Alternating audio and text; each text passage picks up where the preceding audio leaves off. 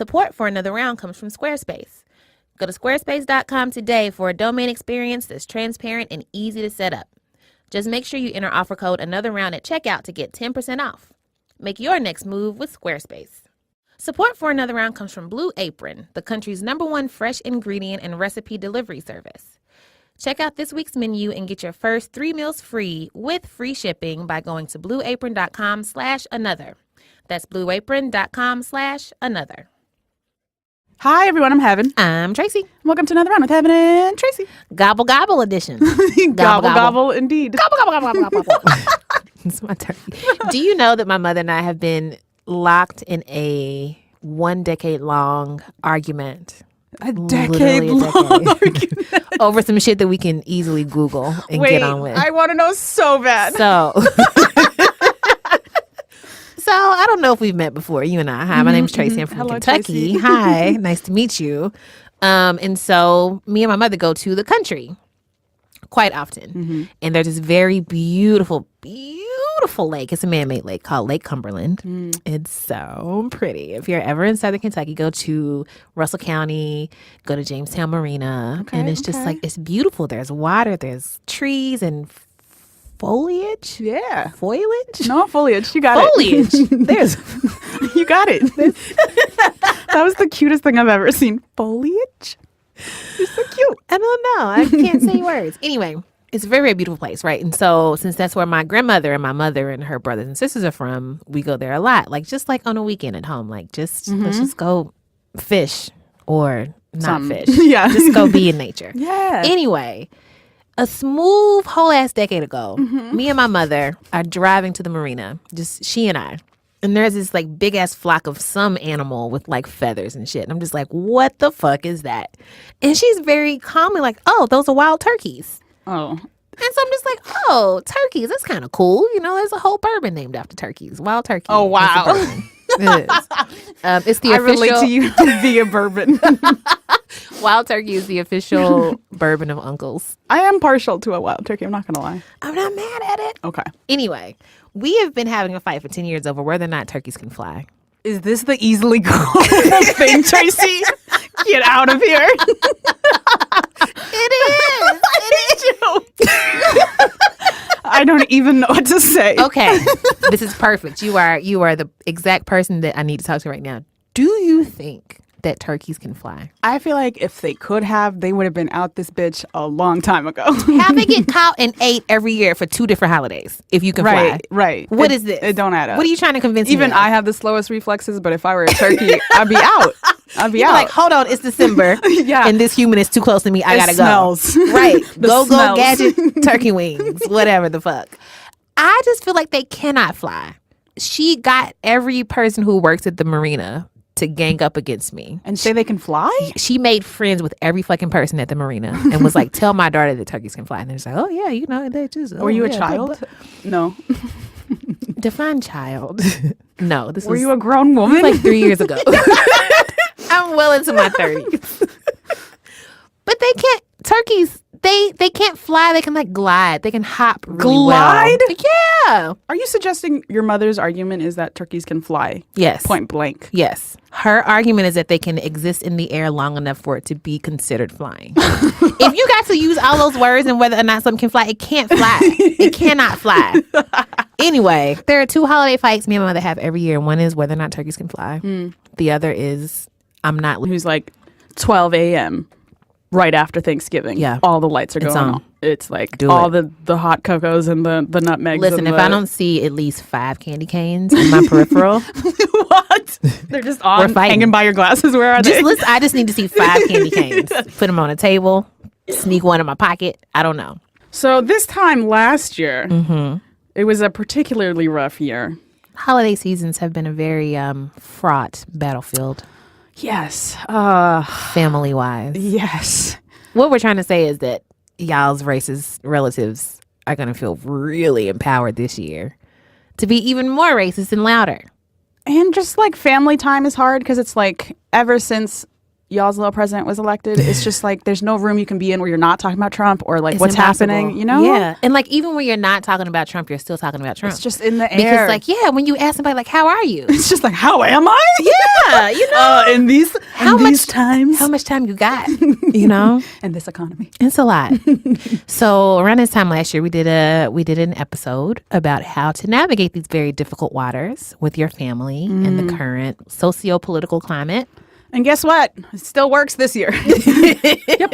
As such, we thought we would rerun this vintage episode on how to navigate those difficult conversations around the Thanksgiving / Christmas / holiday / Christmas, Hanukkah, table. Christmas, Hanukkah, Kwanzaa. All the holidays. Yeah. Just anytime you're with your family, anytime you're gathering. Yeah. It's a lot. It's a lot. Man. The more things change, the more they stay the motherfucking same. As such, we're talking to you. Yeah, it was our first call-in show. That was such a fun thing to try out. Another thing that has not changed in the last year, emotional labor demanded of people of color. This is a fun show. Listen. Fun life. I know. So that's still a thing. In this episode, we have our friend Gene Demby of NPR's Code Switch podcast talking to us about undue emotional labor, how to handle it, what to do when you're looking at it. Just naming it and talking about it. Oh, so important, yo. Yes. So hopefully in this episode, you will find many nutritional nuggets. Nutritional nuggets. Nutritional nuggets of advice. Oh, man. I remember when my mom tried to get my sister to eat spinach nuggets instead of chicken nuggets. Wait. Yo, my family. Sorry. Are spinach nuggets a thing? You can just find them in like the super healthy section of a thing. Are they like deep fried? I didn't mean to take this turn. Yeah, they are. It's just like, sometimes I'm just like, don't have a healthy alternative to chicken nuggets. I can't remember how I got here. I'm so sorry. That just came to my mind and I was enraged all over. Really? I like spinach. So we hope that this episode is fortifying for you. We hope that it gives you an extra layer of armor for all of your difficult family discussions this year. Ashe. Ashe. Ashe and Godspeed. Stay strong, y'all. All right, getting to know the listeners. This is exciting. I'm kind of nervous, though. Hi, everyone. I'm Patty Mayonnaise. I'm Doug Funny. This is another round with Patty Mayonnaise and Doug Funny. Patty of the mayonnaise for me. Whoa. What? That was a song you sang for Patty. Really? Patty of the something in my something. Patty Can I of the tell you something a in my song something. Brock from Pokemon sang to Wow. Nurse Jenny. Please do. Also of the Pokemon universe. Jenny, oh Jenny. And then there's Officer Joy. Joy, oh Joy. A one-woman man's what I want to be. But there's two perfect girls for me. Hey, whoa, whoa. Oh, Officer Jenny. Can't you see? He's committed. Y'all, the way Nina just looked at me right now from the stewed, she looked up from her computer like, what is happening? So one thing I realized is I looked this song up recently, and it's not even from like the most poppin' Pokemon movie. It's like it's a Pokemon fourth. deep cut. It's a Oh shit! So literally no one knows this song. Well, I really enjoyed it. I sing a lot when there's two perfect girls for me. Hey, yo, whoa. Wait a minute, who's the other one? Who I got to fight?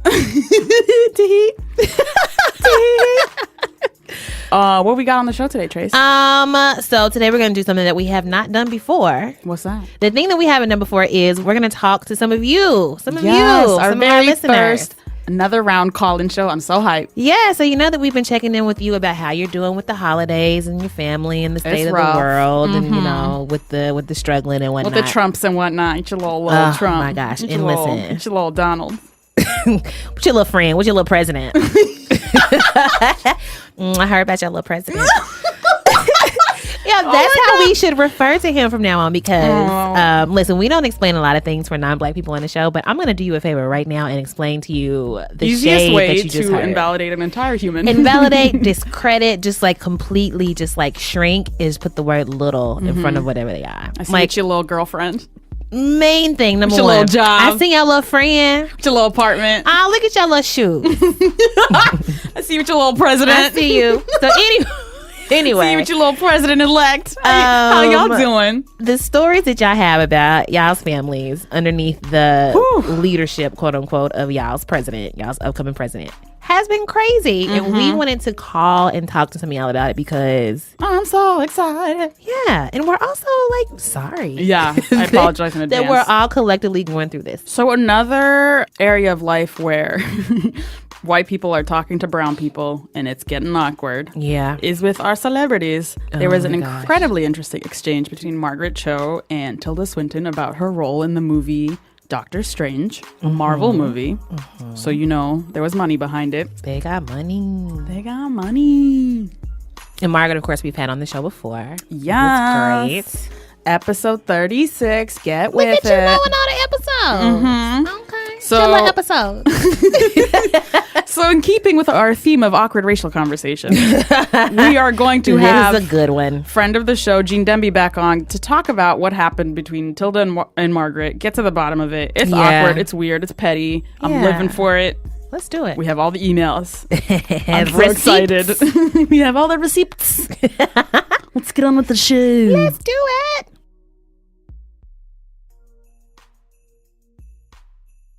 Can I just talk to you about that? That email exchange was so fucked up. Wait. So, quick backstory. I'm going to just try to sum it up as quickly as I can. So, there's this movie, Marvel movie, Doctor Strange, Mad Money. Tilda Swinton was cast as someone who was originally Tibetan, the ancient one. And she like real white, right? Yeah, she real white. She's like mad white. Yes. And apparently she had this conversation with Margaret Cho. And we know about this because Margaret Cho was on a podcast talking about this exchange she had with Tilda Swinton. And because Jezebel wrote this up, the podcast conversation, Tilda Swinton's people released the emails, which was the full extent of their conversation. I know. Not a good. We all have a lot of feelings already, but Absolutely. Is that how you would summarize what happened? Yes, absolutely how I summarize what happened. And also, the way that it came across when Jezebel wrote it up was, okay, Margaret Cho lied about the way that exchange went down, right? So the headline for the original Jezebel piece is Margaret Cho says she had a fight with Tilda Swinton over whitewash Doctor Strange role. Right. That's what the headline says. So I was like, oh, let me see what the Margaret Cho on some bullshit. Let me see how you want. Right. And then if you actually read the emails, it just struck me as really familiar. You know what I mean? Like, this is the kind of email we get all the time on Code Switch. And I get a lot of time personally, right? In which some white person who honestly thinks of themselves as well-intentioned will send you an email basically like saying, I want to have a conversation with you about this issue. And you know what I mean? I'm not trying to play telepath here, but what they really want is some kind of absolution. You know what I mean? For something. They're feeling. So what did Tilda say to Margaret? Well, she says, I've heard that Margaret Cho was involved in this conversation about the casting of this movie, right? And, how do we get ahead of this and how do we talk about this? And they're both exceedingly polite to this whole exchange, right? I'm such a fan. The opening line is, we've never met, but you've been in my head for years. I'm a fan. Yeah. Beautiful. Right? I mean, beautiful. And that's how the opening lines in these emails are. And Margaret Cho was like, look, I hear what you're saying. You got to understand that people are upset because Asian American actors have been whitewashed out of movies for a long time. Your movie is not the first, right? Like, this is not about you specifically, but, this is a historical thing. This is a institutional thing. This is about structures. So you start with this personal example you have, which is the immediate Tilda Swinton role, and then try to point to a sort of larger structural history. Exactly. But, and I'm trying to say this nicely, I think that white people are really vested in the idea that, like, any conversation about race is a conversation about personal things, about personal states, which means Tilda Swinton is like moving this conversation back into the space of like what's going on in her heart, right? Right. The conversation stays polite even as this exchange goes on, but it's clear that Tilda Swinton is like pushing back on the stuff like, well, that's not why I did this, and these are the reasons. Yeah, they cast I'm a it this good way, person blah, blah, blah. is like the undercurrent. I'm one of the good ones. Can you please tell everybody that I'm one of the good ones? Can you please give me your cosign on this? Always. Gee, you got some feelings, man. I know. Don't feel like you have to hold back. Let them out. So since the election, and me and Jamel Bowie of Slate and Tracy McMillan Cotton of Everywhere and Aisha Harris of Slate had this conversation about what it's like to be a black person who talks about race in public in the aftermath of Trump's election. And my inbox has been like on fire, like just like random people like, hey, so I've been thinking a lot. Like, I mean, people I don't know, right? I mean, are these people who like follow your work at least? I think so. Okay. I think so. And they just have these feelings, and they're feeling them at us, right? They're just like, I have feelings, I'm going to dump them on you. Yeah. And they're sort of asking for a thing that I can't give. I can't absolve you of whatever's going on in your life. And they want to have a conversation that's like optimistic, right? What suggests that to you in Tilda's exchange? The way she responded to Margaret Cho by saying, like, I'm one of the good ones. And, you know, my history, I mean, I'm a 55-year-old Scottish woman, right, who lives in the Highlands. Oh, my I don't gosh. see myself on the screen. Do you know and, what that reminded me of? Heben, What? we talked about this once on the podcast when Muhammad Ali passed. There's this great clip of him from like way back in the day on somebody's talk show, whatever. And he's like going off about like racism and like how hard it is for like a black man to do anything in the world. And this white lady stands up and she's like, well, it's also hard for Scottish people. He was like, stop. No, like your experience is not my experience. And I really, Right. really, really, really hate it when other people, whether they're like white or like, I mean, there are a lot of like different privileges where like they try to bond with black people through like some thread of oppression that isn't actually there. Like, oh my gosh, she was like, I have high cheekbones, so I can't get bitch, if you don't, what are you talking about? What are those cheekbones covered with? Porcelain ass skin that gives you a very different The experience. exact quote Tilda has is, I'm a Scottish woman of 55 who lives in the Highlands. There's precious little projected on contemporary cinema screens that means a great deal to my life, if truth be told. I was like, when she said that, I turned my head all the way to the side. Like, what did you? But as Margaret Cho pushes back, she's like, I don't know what you want me to say to that other than, you know, this is a historical trend, right? This is not just about you. It's about Scarlett Johansson. Yes, it's bigger than hosting the you. show. This has happened a lot. And I feel like I was talking to this brilliant researcher named Philippa Goff. He does all this stuff on unconscious bias, right? That's what he's famous for. But we had this conversation a couple weeks ago because, you know, after the election, everyone was saying like, hey, we shouldn't call people who say racist things racist because Bullshit. we can't pull them along. And what Philip was saying to me was basically, and this like blew my mind when he said it, he was like, basically, our popular understanding of racism is racist because it centers entirely on what is going on in white people's hearts, right? And so, like, these big things that affect people of color, things that we can measure and we can see in the world, housing segregation,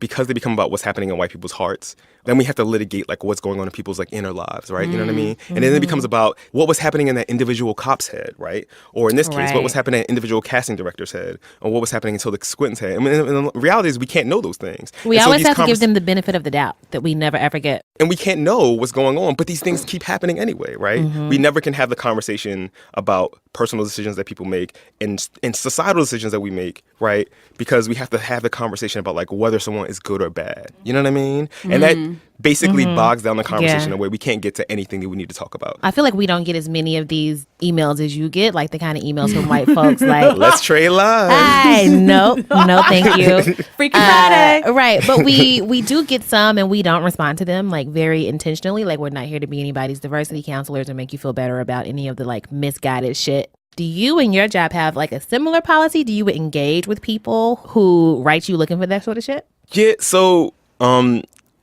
we do sometimes. I mean, we have a team email, right? And so all the emails we get from the podcast come to us, and we look at them and sometimes we'll forward them like, hey, there's something to think about, you know, if it's useful. Yeah. But we get a lot of the emails I was just talking about, right? And there's actually no rhyme or reason as to when I respond. Like, especially like if I'm really irritated, sometimes that like makes me want to respond. And so, and I often have to like push myself away from the screen for a second. And I'll read it to the team like, let me just read this out loud to y'all. But, like literally these Tilda Swinton ass emails that we get. Right? And one of the things that was really interesting to me about the response, and I think that was like sort of telling to me about the response that people had to the Tilda Swinton emails were like, she was really polite. As if that matters. Right. But also, when we talk about these emails amongst ourselves in our team, right? Or like, I will turn to someone else and be like, yo, this is bananas. Like, I can't believe this person wrote this, right? And if I respond, I will respond like literally with the same kind of politeness that Margaret Cho used, right? I've ended emails with, hope this helps, right? And they're like, you're just mean. She literally said, hope this helps. Right. Like I will like, here's some links, blah, blah, blah. Hope this helps, right?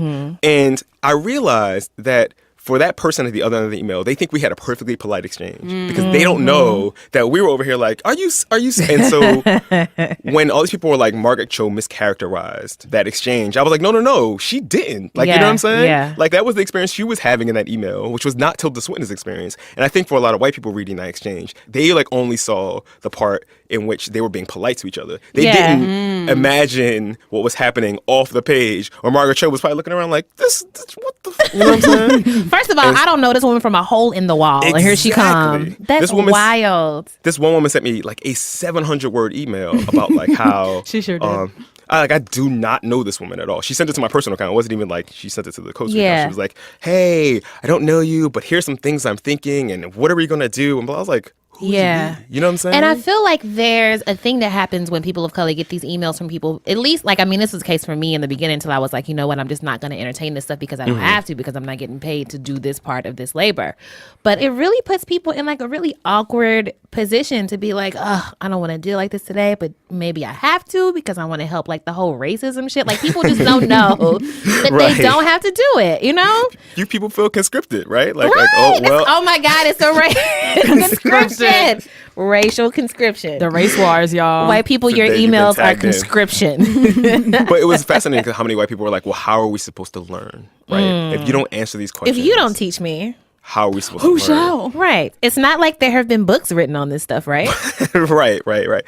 And, you know, there was this study that's found that, like, you know, 75% of white people don't have any non-white friends, right? They have no friends of color whatsoever, right? So that's why they're reaching out to the one they know on Twitter. Because they don't know any other ones. They've decided, they've race inflated us, right? Race inflation. Like, I followed you on the internet. We're friends now. Let me ask you these questions. Yeah. And I should say here, back up. Like, I'm back up a little bit. Like, I am a feminist who has a very flawed feminism, you know what I mean? And like Tracy and I have been friends for a million years. Like, she's called me out when I've messed up, right? Sometimes you need your people to call you out, you know what I'm saying? That is Let me really tell you about important. your little views, your little beliefs. But like, if you don't have people to call you out, like, I sort of understand why you would be like, well, I need to talk to people who have thought about this stuff. Word. But the thing is that there's this irritation that people have when you're like, nah, I'm not trying to do that. And they're like, well, how am I supposed to learn? How could you? Like, hell no, what am I supposed to do now? It's not. It's unfair. I mean, literally just today, someone was like, well, you know, it doesn't help when someone tweeted this at us at Code Switch. It doesn't help when you don't know whether someone's going to be, if they're going to respond in honestly, or if they're going to send you to a bunch of links. I was like, a bunch of links is a response. You know what I'm saying? Listen, you got to do some work, but I mean, it's an honest response. Absolutely. Something that I learned from one Miss Heben Nigatu is that it's is that fairness is more important than niceness. I believe my exact quote was "fuck politeness." Right. I was trying to be polite and phrasing it that way. More. But I just feel like there's so much at the heart of this that's like what Margaret did wrong was like express herself, which is like, as a person of color, it's impolite to do that. Or to say something, to give the answer that the white person in that moment doesn't want to hear. Because when they hit you up, they're looking for a very particular thing for you to say. And when you give them something aside from that, it's like, oh my gosh, you're just so aggressive, just so this, just so that. It's like, no, you're just uncomfortable because I just told you what you already know to your face, you know, and it's not my problem. Absolutely. Two things that this email exchange. One, I was just like, yo, I'm gonna start taking notes from these Margaret phrases. Some of them were just like excellent. What are your favorites? One of them was like, but this particular case of the ancient one is just another in a long list of whitewashed Asian characters, and so you're likely to feel the heat of history. Ooh! Because a lot of what happens is white people got its flames on listen. White people feel like, oh, I feel so attacked. Me as an individual, it's all about me. It's like, bruh. Someone suggested that I have been affected by the toxicity that is the racism that our country is founded on. Like, fucking, of course you have. Welcome to being alive. You know? Welcome to being alive. Right. Tracy said in the conversation we had on Slate, like, when white people reach out to us, she says, I'm going to just quote her here, white readers want absolution. They also want to manage all the risks of interracial contact in a way that minority groups can never do. Woo! It is a really privileged ass, right? Basically, they are offloading, right? They're offloading all of the risks of offense or whatever onto people of color when they make these asks. And you can tell, like, what happened in the end was Tilda Swinton said, I want to talk to you about this stuff, right? And basically the ask was really about, like, I want you to tell me what I already want to hear, right? And I want you to help me. And then when Margaret Cho had a different experience with that exchange, they blew up her spot, right? You know what I'm saying? They, like, in the end, the risks all fell on her, right? In the end, the conversation became about Margaret Cho being a drama queen, right? And then she was a liar and she was just being dramatic, right? Just making it something that it wasn't.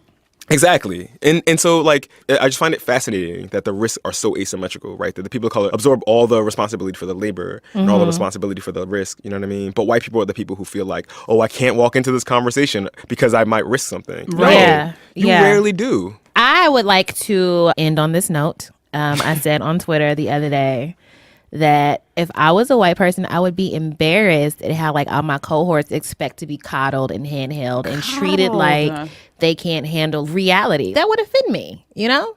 White people, be angrier at this. Talk to your girl. Talk to all the tildas in your life. Gather your tildas and get them all your well-spoken, together. high cheekbone tildas. Yes. Get your tildas. Put them in the same spot, the same, I don't know. I didn't think this metaphor through. Okay. I wanted to mention the Patty Mayonnaises because I thought it would have been like a good callback, but you know was what? Patty Mayonnaise white? Wasn't she like wasn't, brown? though. Skeeter, who was blue, was really black. He's obviously black. He's obviously black. Okay, so this will definitely happen on another episode. Gene Demby, thank you for joining us and allowing us to be your therapist because you just seemed like you had something on your soul. I was like, we need to get Gene in here to let it out, to exhale. Shoop, shoop, shoop. Shoot, baby. You're not gonna join in and sing? Hello, Gene. No. Okay, Gene, smooth left you hanging. All right, Gene. Where can the people find you and your work? I'm at Code Switch, NPR Code Switch on Twitter. Our podcast, the Code Switch podcast, is about race, ethnicity, and culture. Holler at us. Just don't be a tilde. I think it would benefit some people who are not often in these conversations to hear the calculus that people of color often have to sort of run through before they engage the stuff. Anyway. All right. So for all your racial calculus needs, check out NPR Code Switch.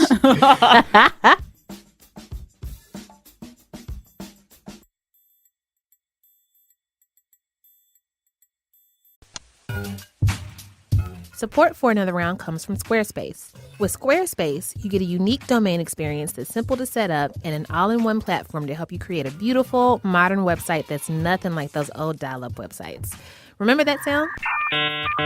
To help quiz me on some other old school tech sounds, I have with me in the stew Tyler Sorensen of BuzzFeed's creative department. How you doing, Tyler? Doing well, Tracy. I've one sound for you. You might recognize this. Are you ready for it? I'm ready. I'm ready to win. Here it is.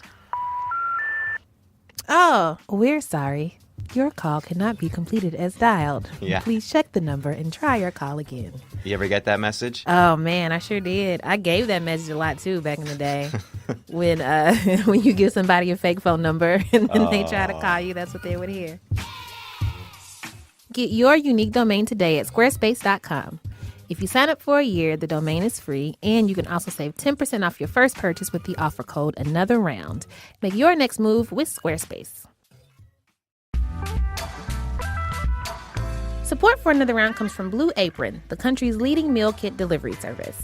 Blue Apron delivers fresh, pre-portioned ingredients and step-by-step recipes right to your door that can be cooked in under 45 minutes. The menu changes every week based on what's in season and is designed by their in-house culinary team. Here's what's on this month's menu. Chili butter steaks with lemon, parmesan, broccoli, and potatoes. Vegetable lo mein with bok choy and carrots. Spicy shrimp bucatini with cabbage and toasted breadcrumbs. And roasted chicken and maple butter with mashed sweet potato and collard greens. So if I were to cook one of these 4 dishes, I think I would go with the very first one, the chili butter steaks with lemon, parmesan, broccoli, and potatoes. I would do that for 2 reasons. 1, I'm a meat and potatoes kind of girl. If I could eat that forever, I would be okay.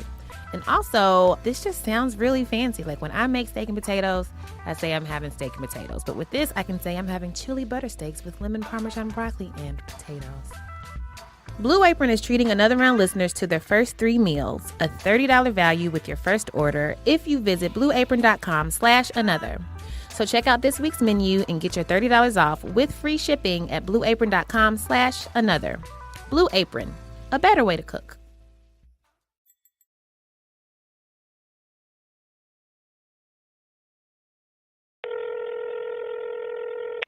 Hi, TJ. TJ. Oh my God! How are you? How you doing?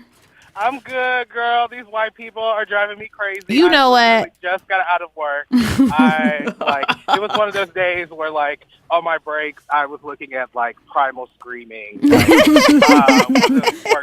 Like it was one of those. But I made it. Oh my gosh! But listen, hopefully we can help you blow off a little bit more steam since you were fresh out of work away from your white people. I know you have a lot of stuff on your heart and your spirit and your mind. But before we do that, congratulations on your recent wedding. Oh my God! Yes. Thank you so much. So I'm very invested in your story because I see that you are from Indiana.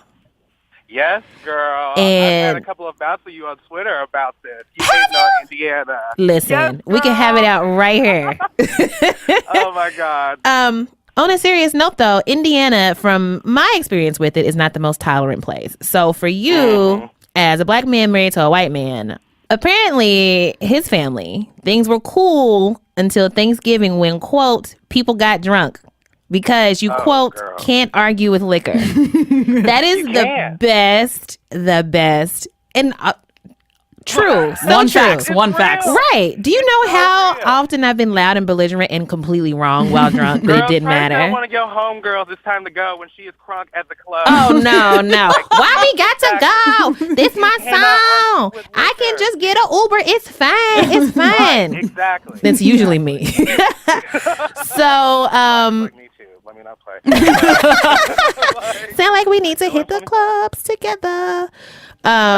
So Thanksgiving was going okay until the liquor came out. And y'all get to talking about Trump. What happened?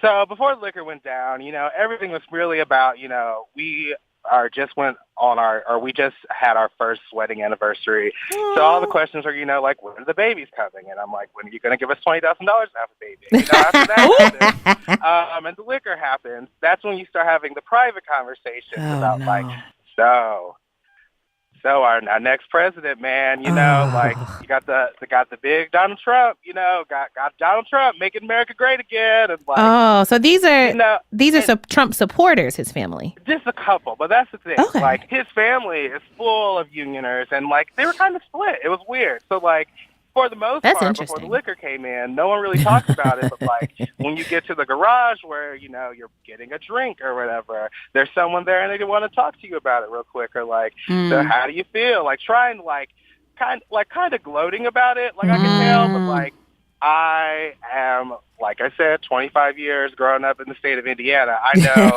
good and well You've seen this before. To avoid a conversation with a white person I don't want to have.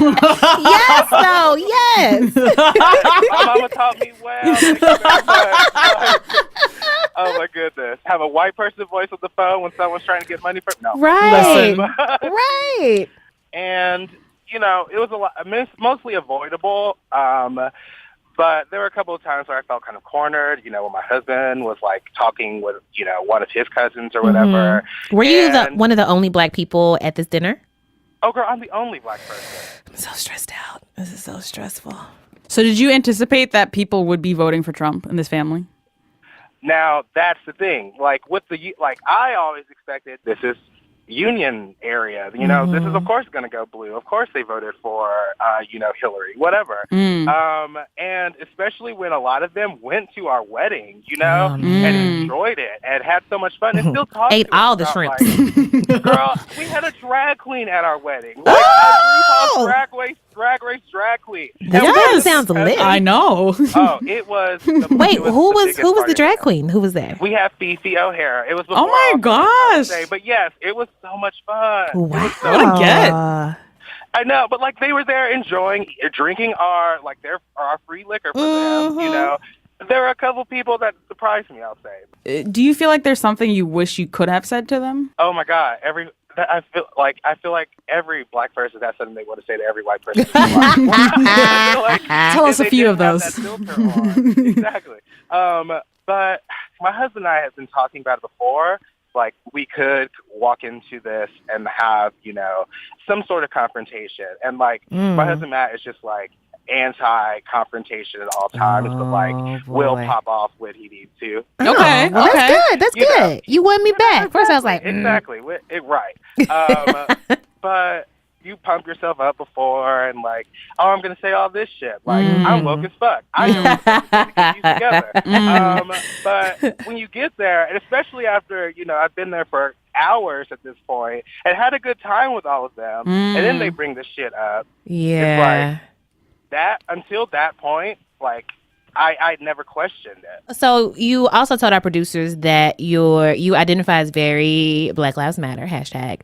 Oh but my gosh, yes. But as somebody who exists in white spaces, there's still like the quote unquote respectable Negro thing that you want to play sometimes, just for the sake of like getting through the day or getting through the situation, getting through a dinner with drunk Trump supporters, right? Right. So if you decided to completely abandon the calm, non-threatening part of you that doesn't challenge people when they're like talking crazy to you, how do you think your husband would respond? Would he support you? Oh, see, that was a big thing about why I married this man, is because he's never once, since we've been together, like, and he's seen me pop off on people, like, never once tried to silence me. And especially with, like, I have a younger sister who's in high school, and just seeing her, like, seeing the challenges that she's going through that I went through, just because she is a Black girl, is just, like, such a white space.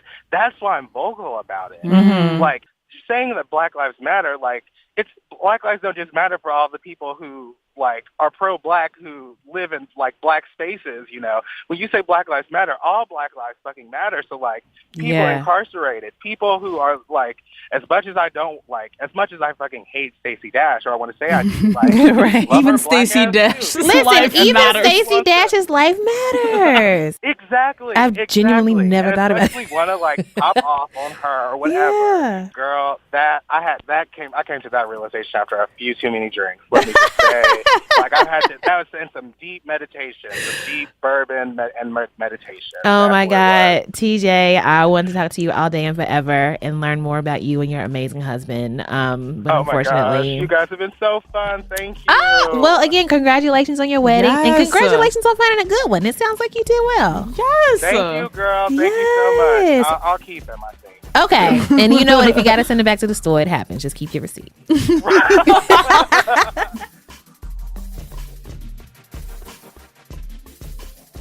Hello. Hello? Hi, Katrina. Is this Katrina? Oh my God, it's so nice to talk to you. It's so nice to talk to you. Fan. Thank you. So, from what we understand, what our producers have told us is that you have a grandma, and both you and grandma come from a Mexican Chinese family, right? Yeah. And grandma is married to this white dude who we shall call Pop Pop.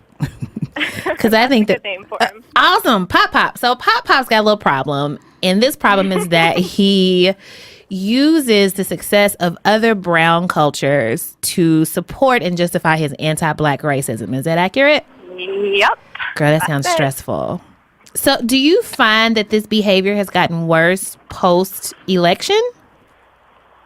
I don't. I think it's these ideas that he's had that the media keeps feeding. And so he talks about, protesters as, rioters, that kind of language. Oh, so like all the typical, like the use of coded language, like using thug when you really mean Black person, like that sort of thing. Exactly. Exactly. It's so ugly. Yeah.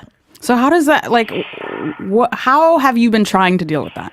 Well, I try to stay calm and answer his questions as logically as possible. So the first time that we talked about things was after Trayvon Martin, and so it was like Thanksgiving, and that was a really rough one because he comes from a family of policemen, and so that was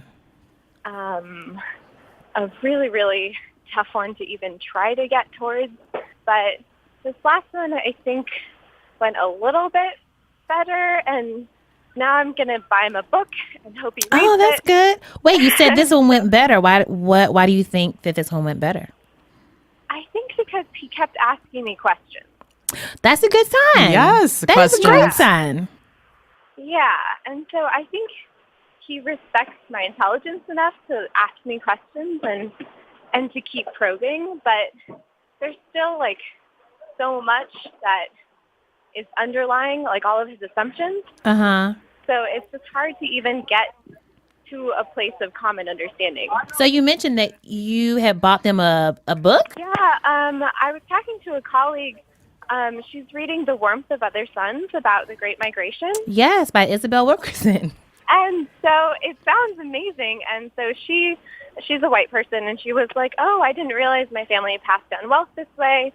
And so she is already, San Francisco kind of woke, and she was reflecting on her privilege because of that book. Mm-hmm. So I thought it might be a good starting point for him. Do you feel like he's amenable to facts? Is he open to logic? Not a given these days. Not a given.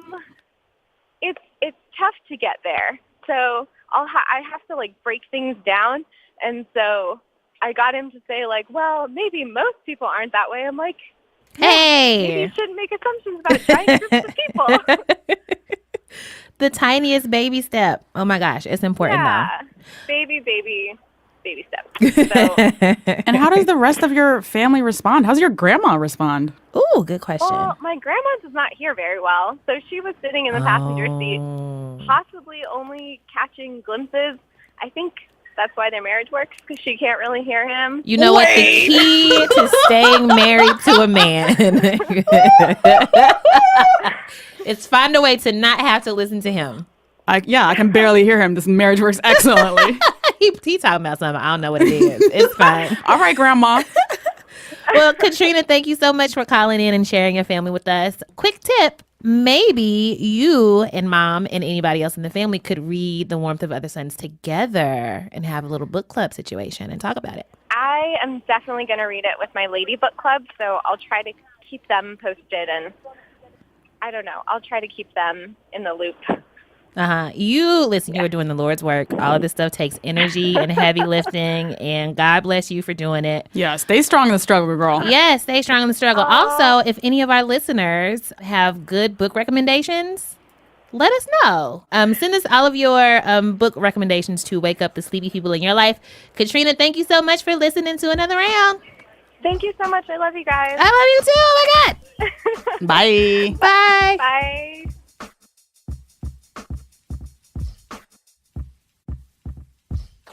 Hi, Jess. Oh my God. Hi, ladies. So, Jess, you are from Boston. Condolences. Oh, shots fired at Boston. Oh, no, that is accurate. It is so cold, I can't even tell you. Exactly. You're welcome, everyone. Yeah, no, really. Okay, so quick background on your story. So, you have a transgender wife. And who we shall call Jay. Yes. Whose family you've been struggling to communicate with because they regularly basically invalidate her identity. Yeah, what do you mean by they invalidate her identity? Okay, so it's been over a year, and Jay's mom refuses to use her name or her pronouns. Wow. Oh my and gosh. just acts like it's the world's worst imposition, and she couldn't possibly do this. Oh, my favorite is that she asked my wife to come as her dead name self to her funeral. Oh my God. Oh my God. The levels of petty. So this is this makes me uncomfortable. Right. And I forget to use your actual name and pronouns. This feels a willful violence. Holy shit. It's like all about her and about how it's not good for her and why does she have to do this? Yeah, it's like that. So what do you even do in a situation like that? Yeah. How do you even have a relationship with the family? Well, we use the Dan Savage methodology of give them a year. Give them a year? Give them a year to act like an idiot. And then after that, your best leverage on your family is your presence. So you just take it away if they don't shape up? Yeah. Holy shit. Where are you in the year so far? I'm assuming you've already implemented it. 16 months, so we're past. Wow. Oh no. Yeah. So does that mean that y'all there's no communication anymore? Well, it's been after the election, and my mother-in-law's attitude is, well, we'll see. Like, how bad will it get? We'll see. Well, you don't have anything to worry about. In regards to Trump in particular? Yeah. Oh, ma'am, your daughter is transgender, and this man is not gonna help anybody who's women at all.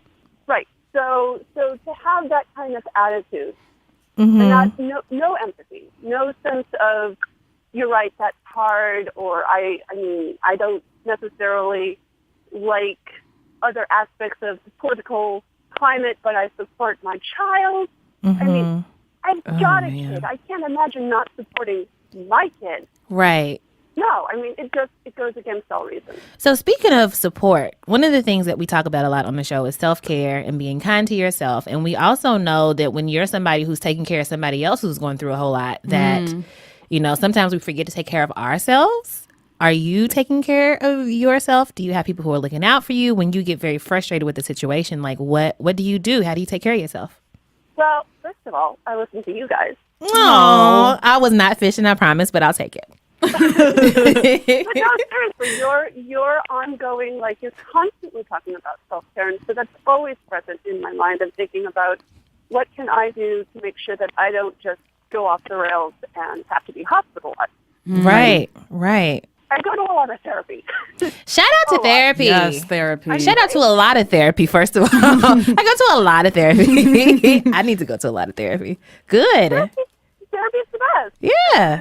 I have a lot of great friends, and I mean, okay, so we can diss a little bit on Boston, but it's also a really nice bubble. So I'm surrounded by people who love me and support us both, and the trans community in Boston is strong. All right, Boston. I'm surprised. I don't know a lot about Boston, but it doesn't strike me as the most inclusive place. Well, think about all of the universities alone bring the level of liberal to, I mean, and think about who our senator is, Elizabeth Warren. Okay. Human being on the planet. So, she be going off. Yeah, she's the best. Yeah.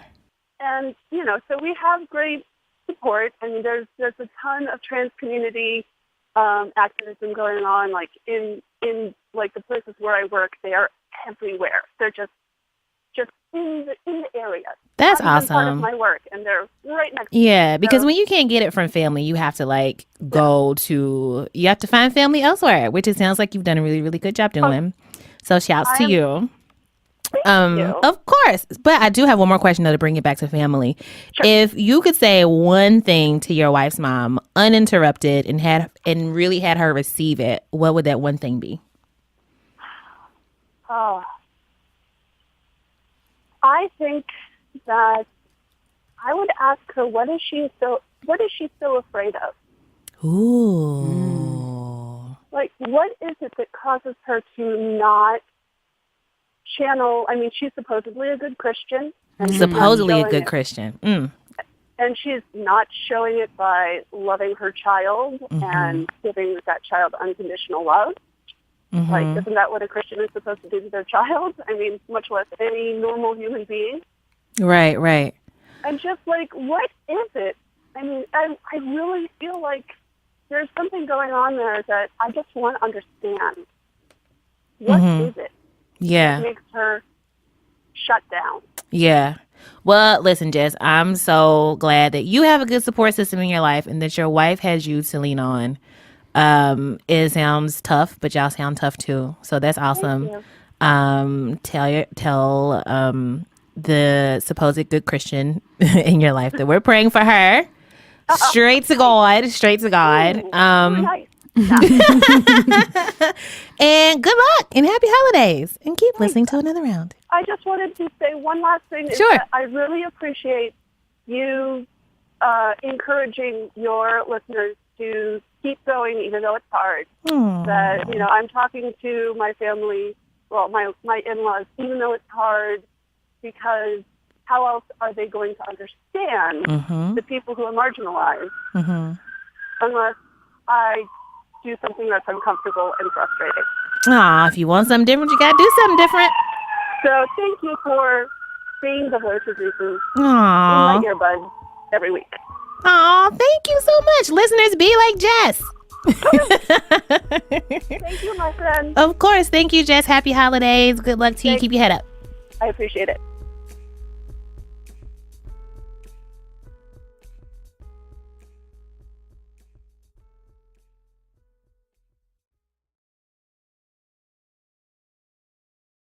Hi, Hi, Norea. Norea. Hi. Okay, so Norea, your story comes to us via our producers. They tell us that you are a mixed Filipina white woman. Yeah, so my dad is white. My mom immigrated to the Philippines in her 20s. They met when he was in the Navy during Vietnam. Okay. So they met there. He brought her back to the small town in Indiana where I grew up. And when did you start identifying as a non-white person? I think race was always something that was presented to me as black and white, you know, like there's black people who live in Gary, and then there's what I thought was us. Like that was how it was presented to me, and I knew my mom was an immigrant, of course. It took getting out to be like, oh, that thing that kept happening to me, that having to defend my existence everywhere I went in Indiana, you know, just constantly being asked, what are you? Like that was the question. That's how people phrased it. Yeah. What are you? People love to ask that question, what are you? So they can figure out how to treat you, which is very, very whack. And I had no vocabulary. I had no way to articulate why that was so uncomfortable and so hurtful. So you eventually got to a point where you very intentionally identified and described yourself as a woman of color, but your dad, who is white, yes, did not think of you that way, right? So it was actually really sweet. It started out really sweet. Like he calls me up.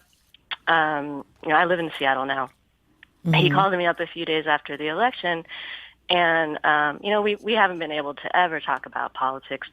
So, to his credit, he calls me up and he says, I want you to know that I didn't vote for Trump. Did you think he had? I wasn't sure, and I was afraid to ask. Listen, I understand. So real. I understand. Okay, so he calls you up. He says he didn't vote for Trump. Right. And I said to him, thank you. Like, as a woman of color, I thank you. And then we proceeded to have a pretty decent conversation about race, which we never really had. And so I was actually feeling kind of hopeful, like for us to be able to talk civilly about the situation and sort of have a shared horror over Trump. Like it felt like, oh, maybe there is some way that people can come together. Maybe we do have some shared values as Americans. So in the conversation that you and your dad were having, when you said, as a woman of color, I thank you, like, do you remember the words that he said, like what his initial response was to you? I don't. Like, what happened was, here's what happened. What had happened was... What happened was, my sister sent me this text a few days later, and she's like, she lives in the same town as my dad, so she sees him all the time. And she's like, hey, I was talking to Dad, and he mentioned that you referred to yourself as a woman of color on the phone the other day, and he seemed genuinely like confused or amused by it. And confused or amused? Yeah, like those are two pretty different emotions. We actually talked about it last week because I finally got the nerve to like call him up and confront him about it. So, what did you say? I was like, "Hey, I got this text from my sister," and his response was, "Well, I just don't think of you as any race, and that I see you as an individual." And I get this from especially white people a lot. Like, I see you as an individual. Yeah. Like, I mean, I hear that. I feel like that's a little bit different with like outside white people. With your father, do you feel like he sees himself as left out in some way? Well, when a person has a child of a different gender, gender obviously is like a more fluid thing. But I mean, like if he can relate to his child as a woman, could he not relate to her as a woman of color? I do not know what white people Answer think. the question, Heben. I do not know how white people think. I'm just asking You're right. how he may be feeling at that time. Yeah. What was it about that statement that like took him aback? What he said was, I just feel like we need to get past these labels. Can you tell my society and my America to get past the labels? Because when they do, then I will. Like, you know? Yeah, and I was like, well, I get that. Like, I'm as tired of race as anyone. Nobody is more tired of race than the people who are oppressed by racism. Nobody is more tired. Nobody. I would love to never talk about this. I would love that. I would love it. I would love it. I'm with you. I'm with white people. We're with you on this. However, we agree. However, we're not quite there Yeah. yet. And for you to, for you to, I mean, this happens to me all the time where people say to me, like, oh, you're Asian, but you're not Asian. Or, right, I don't think of you that way. Or, not like the other ones. Like that, Right, it's so dismissive and belittling, and I feel like people say that thinking that they're making other people feel seen, but you're really doing the exact opposite. Like, you're erasing a big part of me that defines my experience, and it doesn't help.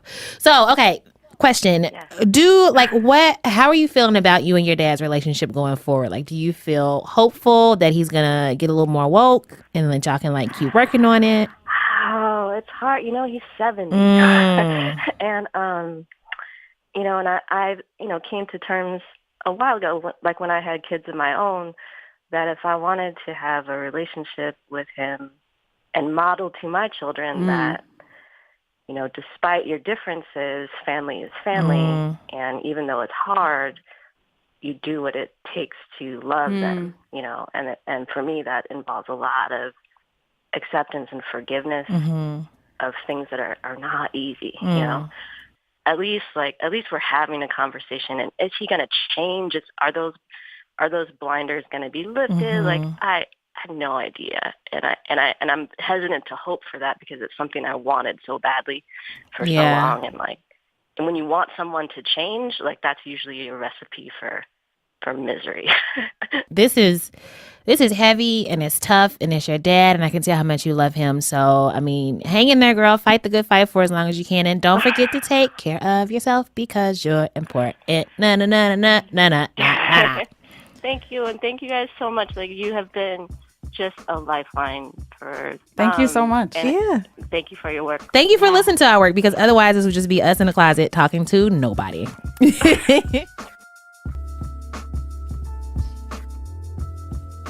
Hi, Alex. Hello. Hey, girl. Hey. Yo, what's up? How you doing, girl? I am so great. Good. I'm ready for Christmas time. Ooh, Christmas time in Omaha, of all places. Is that where you're from on purpose? I was like, is that where I'm from on purpose? Like where you were born? I was not born here. So I actually have lived here for the last 10 years. That's a long time. It definitely has grown on me. But currently it is -5 degrees outside. No wind chill. So No. That's not okay. We're going to pray for you. We're going to pray for you on that point. Thank you. So Omaha, very white place. You have this boyfriend who is also white. Yes. And I love him so much. Aww. Can we give your boyfriend a fake name? I would love to give him a fake name. Oh, okay. Is that okay? How about yeah, you do it. Kevin, Duncan, Spike. Congratulations, Chad. your boyfriend's new name is Spike. All the issue that you are having, yes. What Spike's family would not stop touching your hair over Thanksgiving. Yes. Okay. Yes. Give us a breakdown. Was it a drive-by? Was it purposeful? Did they announce it? Did they ask? So, the night before, you're going, it's Thanksgiving, you do a twist out, it's nice. Yes, as one does. I did the big chop 2 years ago in February. So my hair is long at this point. Uh-huh. And it is, it was on fleek, I'm not going to lie, it was looking good. Okay. So we get there to the house, and I've met them before. We've been dating for a little less than a year at this point. So I've met them before, but I've never met his nephew before. So his nephew's 12. Oh. And So you get it. You get where this is going. So nephew's like 12. There's nothing that terrifies me more than like a 12-year-old white boy. No, They have no sense of boundaries or impulse Nothing. control. It's like anything can Zero. happen at any time. He also like made it very apparent that like he for sure had a crush on me. I don't know if that's because he had never seen a black person before, and like I was like new to him. Oh or no, he's something. gonna have a lifetime of chocolate fantasies all because of you. I know. So we get done eating, and I am sitting on like my boyfriend's lap on a chair, and my back was to the room. And then First mistake. Never sit with your back to a room full of white people, girl. With your twist out. I put my guard down. I know. Never put a twist out. So accessible to Never the. put a twist out to the back of the room. Anyway, so my back's to the room, and all of a sudden I feel hands in my hair. No. So I hear the Jaws music in my head. Yeah. So I turned around and I'm like, Tyler, did you want to touch my hair? Is that what we're doing today? We're touching each other's hair. Ooh, I love a good. Is that what we're doing? Oh, really? Is this what it We're is? doing today. Love it. And at this point, I like turned back to my boyfriend, who like we've had this conversation that you don't touch someone's hair. You kind of have a pass because you're dating me. So like my hair is okay to touch. Other people's hair not okay to touch. Listen, I believe that the Bible says train up a white man in the way that he should go. Exactly, right? So we're You working on we're it. learning. Right. Wait. So is this a thing he had done before? Was this like new knowledge to him? No. Your nephew? boyfriend. Spike. Oh, as it was happening, he was like, no. Like, you could see in his face, like, what is happening? I'm so uncomfortable by what is going on. No. This is not an okay Was this the thing that's first going time on. he was witnessing a brown woman get her hair touched? So, funny other story that we can bring up. We were in the bar, like, 3 months ago, and this very drunk other white lady comes up. No warning at all. Hands up at 90 degrees. 90 degrees. Just coming at me. A drive-by petting. That's a flyby, I would say. No, it was slow motion. There was no drive-by. It was slow motion intentional. So I'm like, she made eye contact and shot you. Yes. And she's like, and it was like she was speaking slowly. She's like, it's so pretty. And you were like no. I also put my hands at 90 degrees and grab her by the wrist and just lightly placed her hands back by her side. Okay. Yes, girl, yes. We're not going to do that. That's not something we're going to do. I like this. Okay, so he had witnessed this before in action. Right. Yes, he had witnessed this before, and he knew that I had physically grabbed someone before, so he was a little nervous, like, she about to fuck up my cousin. Pray for Tyler. Hashtag pray for Tyler. He's about to be a hashtag. Yeah. So then he's like, so you can see that all of this is happening. This is like in a matter of 5 seconds. So then his mom was like, well, what does it feel like? And I'm like, no. Wait, she asked No. she asked Tyler what it feels like, or you? She asked her son Tyler what it felt like. Wow. Like, what does it feel like? Like I'm literally a sheep in a petting zoo who cannot answer this question herself. Exactly. Wow. Listen, the thing that I can't Finally, abide, like, don't I talk was about like- me like I'm not in the room. I could never get over that. Okay. Right. So finally I was just like, well, I guess you all have been wondering, so I'm going to open this up for the next 5 seconds. Oh my You guys can get God. this all out of your system. I'm going Wait. to be around for some time. Oh my God. Yo. You better hold court. So wait, did you let them touch your hair or just like fill all their questions? Like what happened in this 5 seconds? Oh, I let them touch it. Wow. You may touch it. Girl, you love him a lot. I know. I was about to say. right? He better Spike, you better be Right. you better. Spike. You better. You better. Yeah. Wow. So, so I did that. And the thing that I hate when people touch your hair, like the thing, like I bet you can guess the statement that is the worst statement to ever be said. What is it? It's so soft. Yeah. Like, what were you expecting? Yeah, like, what did you think it was going to feel right. like? It's hair. Oh my God, it's not barbed wire. Right. Oh my gosh. It doesn't hurt. It doesn't hurt my hand. You are human. Oh my gosh, you have hair just like me. Oh my God, Listen. we're not that different. Oh my God, maybe we're both the same. Black people, they're just like us. Alex. Oh my gosh, Be listen. like me. So 2 things. Number 1, you are a fantastic sport. Yeah, for you the real allowing MVP. people to get 1. that close to your brain. Thank you. And 2, thank you for sharing this story with us and Oh my chit gosh, chatting. I am so happy to be talking to you. You guys are awesome. Oh, so are you. And listen, girl, keep your head up out there in Omaha. Bundle up. I got this. Don't worry.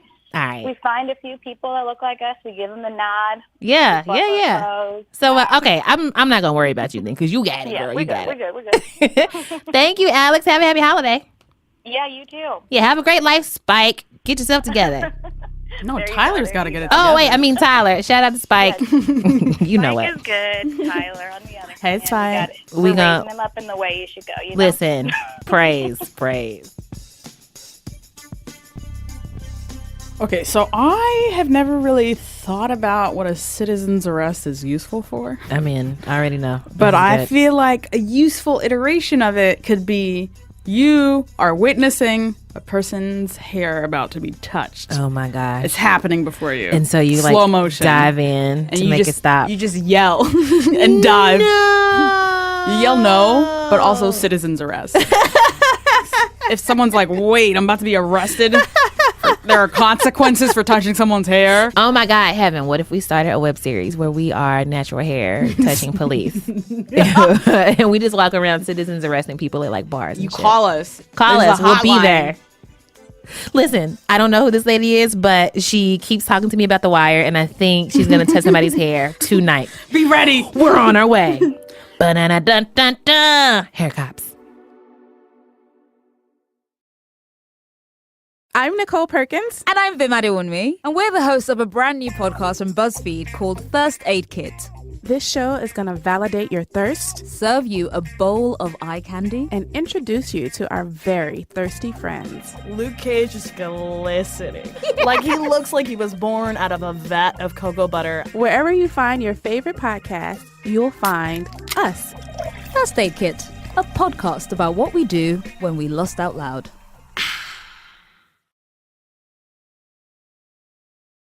Heaven, guess what time it is? Donna Balls on run. Oh, Donna Heaven, Balls guess what on time it is? run. Donna Balls on run. Can you I hear any of the syllables in that? No, that's why I how you spell it? Listeners, if you know how to spell tweet us and let us know. Okay, my round. I would like to go first because I'm so excited. Okay, I'm listening. I would like to buy a round for our producers here on the show, Nina Paddock and Chiquita Pascal. Listen, a thing that I want to happen in 2017 is we should be profiled. And like when I say we, I mean like the Pod Squad as a whole. Because like facts. When we're Speak in on meetings, I'm going to speak on it. I'm going to do it. But when we're in meetings together, sometimes it feels like I'm just like there as a spectator watching. And I'm watching like all the ideas that people are throwing out. And like Nina makes the best terrible puns. And Chiquita is just like, I described her once as just like a ray of sunshine with an afro. And everybody is so smart and so fun. And they really may come into work for me like a real blessing because I had some bad job. And this is not a bad job. This is a good job. And these are good people. And I love them so much. But no, they're great. And I'm glad that they're here. Nina, I'm glad you're here. Oh, Pawn Squan. Pawn Squan. Pawn Squan. Who are you putting around? You know who I'd like to buy a round for? Me. Tracy, it is you. Shut up. I'm not joking. Are you lying to me? I'm not joking. Heaven, you're just doing this because you need to get back at me for all the times I made you cry in the studio. Okay, maybe. Rude. No way. I was just thinking about how much it is very difficult Already crying. to have a friendship and working friendship with someone, like a business relationship and a friendship. Like that is a feat. There's literally no one else in the world I'd rather do that with than you, Tracy. I feel like not only do you bring out the best parts of me. This is too much. Oh my God. Like not only can I point to exact moments when I was like, wow, Tracy just made me a better human right here in this Oh moment. my, what are you, stop it. I'm mad at this. Like, obviously, there are moments I can point to that are like, wow, Tracy improved my life. But I do feel like I hadn't really thought about what we can achieve together until we were apart. And then when we were back together, I was like, wow. All right, give me a tissue. It was beautiful. It was just sort of like a clarifying moment of like, I knew we were dope. I knew you were dope. Oh my gosh. I knew we could do dope things together, but there's nothing quite like making magic with you. I just carry you with me everywhere I am. Heben Louise. I love you so much, Tracy. I love you too. All right, now everybody start weeping. I love you so much. Okay. Oh my gosh. Okay, it's time to cry my way through credits. Are we ready? We ready. Thank you so much to all our callers. We appreciate y'all so much. For real. It is hard to share your family with other people sometimes. It is. And also it's hard to live with families. Listen. Families are a lot. So thank you for being our chosen family. Oh my gosh. When you're right. Your family sometimes is not enough. Yeah, when they're a little too human for you. And thank you for still working on them. Yeah. And not giving up. And take care of yourselves too. As you're dealing with all this stuff and supporting everybody else, take care of yourself. Shout out to the Poet Squad. Poet Squad. Is this how we're going to say Poet Squad? Thanks to the Poet Squad. Julia was an astounding no. Yeah, no. So shout out to the Pod Squad. Pod Squad. I like that one. Pod Squad. This episode was produced by Julia Furlan and Nina Paddock, with editorial oversight from Eleanor Kagan and Meg Kramer, and production support by our very own Ray of Sunshine with an Afro, Chiquita Pascal. Thank you to Paul Ruiz at Argo Studios, and also to Ivan Koreev with the assist who helped us out today. Also thanks to our big-headed friend Gene Demby of NPR's Code Switch and of postbougie.com, which he didn't shout out. Thanks, fine. Big Head. Thank you. Follow him on Twitter and read all of the stuff and the things. You know he be tweeting. He be tweeting. Thank you to our in-house musicians, Jean Gray. You can follow her at Jean Greasy, and Don Will of the Almighty Tanya Morgan. You can follow him at Don Will. Follow Heben, who tweets as Heben Rants on Twitter, Heben like the place in the sky. Heben, you know what I'm always fascinated by? It's how many people don't know how to pronounce your actual name. It's like people Heben. in our It's real lives who have been like, your name's been Heben all this time. It's true. Shout out to Brokey McPoverty. Yeah. Who shall be broke no longer. Hey, in man. 2K17. Listen, claim it. Claim it. Putting also, it out there. Buy us stuff from our Amazon wish list. I haven't made one yet, but I'm going to. I've been really, really inspired lately. I love mine. I can't wait to see yours in this scientific ass jigsaw puzzle. Hit us on the buzz, y'all. You can email us at Another Round. You can tweet us at Another Round. You can Facebook us at Another Round. All of the things at Another Round. You can rate us on iTunes and nominate us for all the prizes, especially a Pulitzer.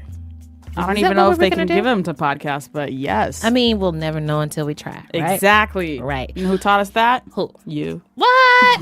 You're the first person to say that. I was not expecting that answer again. Oh my God, subscribe to the newsletter. It's so good. It turns Tracy into Cookie Monster. It's so good. That's newsletter. You can subscribe at BuzzFeed.com/AnotherRound/newsletter. What else? Drink some water, take your meds, call your person. Call your person. Call your person. Yeah. Also, in the newsletter, we're going to put a bunch of resources that have helped us with family dynamics, identity stuff, just so people have a place to just get started. Sounds good. We all have families. We weren't all born knowing what cisgender means. Yeah. We all got to start somewhere. You got it, y'all. Bye. Bye. Goodbye to everyone except Tilda Swinton.